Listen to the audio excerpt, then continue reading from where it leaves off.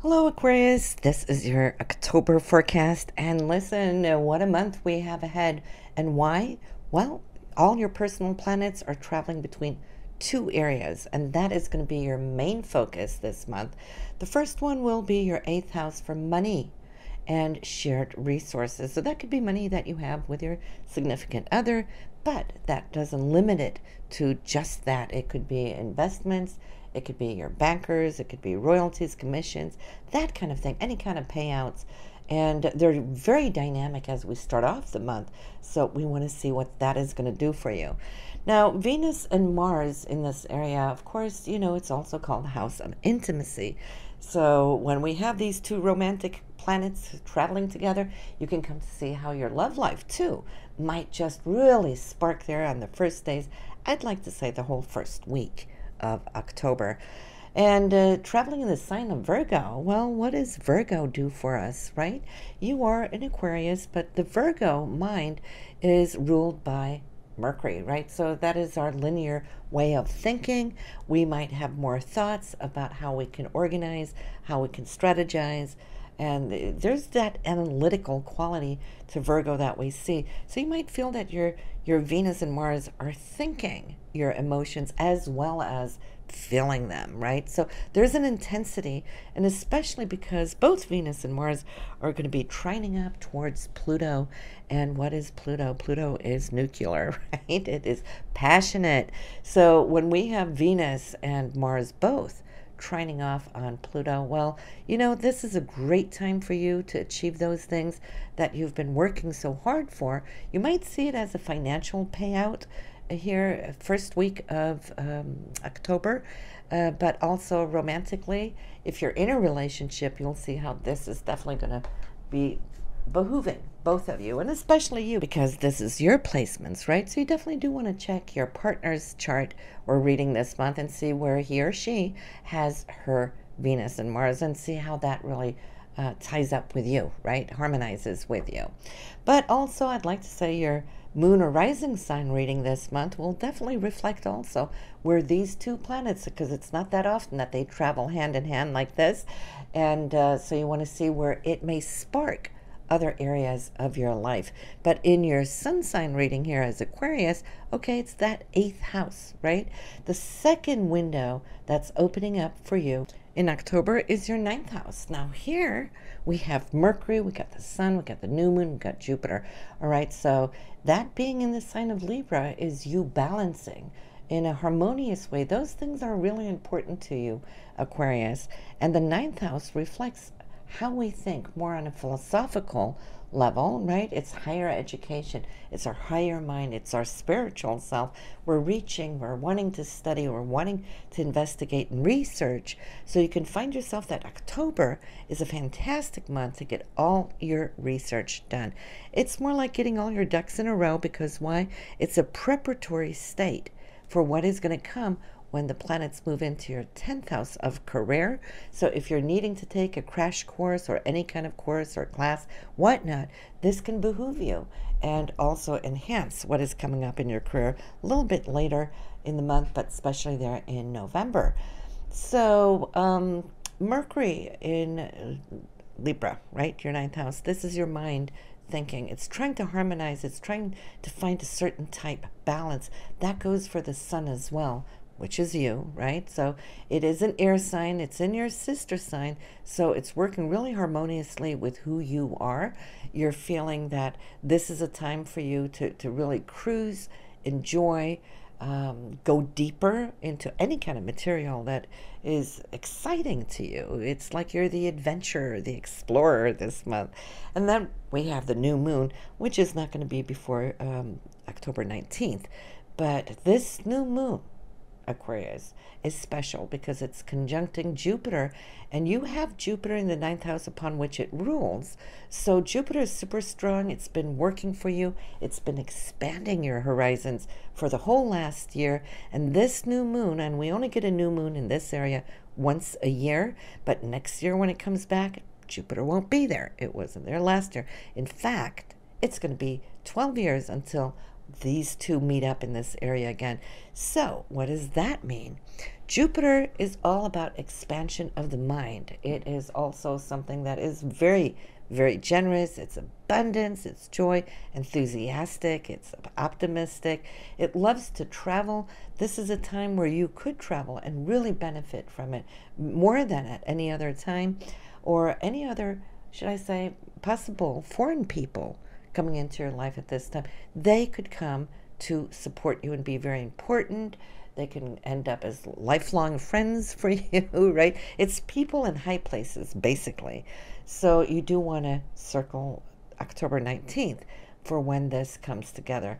Just love, love, love it. And not only that, but we have another lucky day, which is considered to be the luckiest day of the year. It only happens one day per year, and that's when the Sun and Jupiter kiss, right? So what is extra fortunate about this, Aquarius, is that Jupiter has just moved out of your ninth house. Like I said, it's been working for you, expanding this whole year where you've been preparing, for what Jupiter is going to do in your career house. On the 25th, Jupiter moves into Scorpio, and it is going to bless you for a whole year of how you are going to be expanding your business, your career. Jupiter is going to bring a lot of great opportunity for you.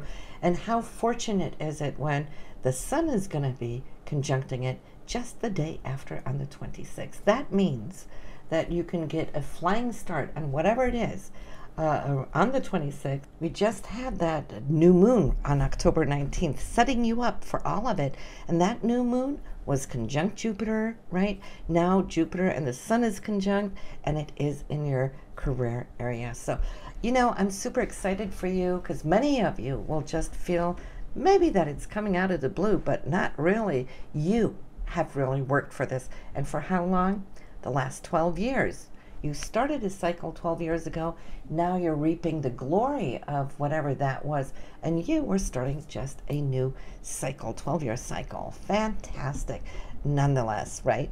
So as we can see, this whole first week, enjoy it, embrace it. There's a lot of passion. There's a lot of dedication. There's romance. There's money coming in here. For many of you, I can't say for all of you, do check your moon or rising sign for it. But now, as we come into the second week, however, of October, we're going to be a little tested. And let me tell you what that might be or act out for you. On the 8th, Venus, which rules both romance, of course, love, right, beauty, the things that we love and hold close to heart, is going to be squared by Saturn. Saturn is in your 11th house for hopes and dreams, friendships, groups, organizations, and whatnot.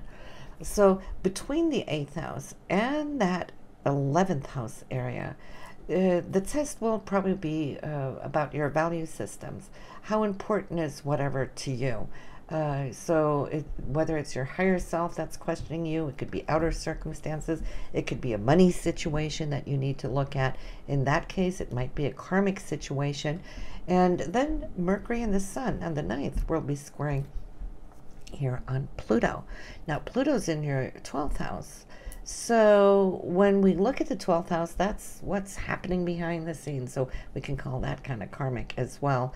Now, the Sun and Mercury, they're in your 9th house for truth, for what's important to you, what you believe. You might just need to stand your grounds here on the 9th to really push through on what it is that is true and right for you. And then on the 11th, Mars is going to square Saturn just like Venus did on the 8th, coming from that joint finances area. So this could be, maybe you're going to have to justify some expenses, or maybe you have to fight to get something that you feel is needing to come to you. Say, for example, just to get my chest, say that you are going through a divorce, and now you're looking at, for example, child support expenses and so forth, whatever it is.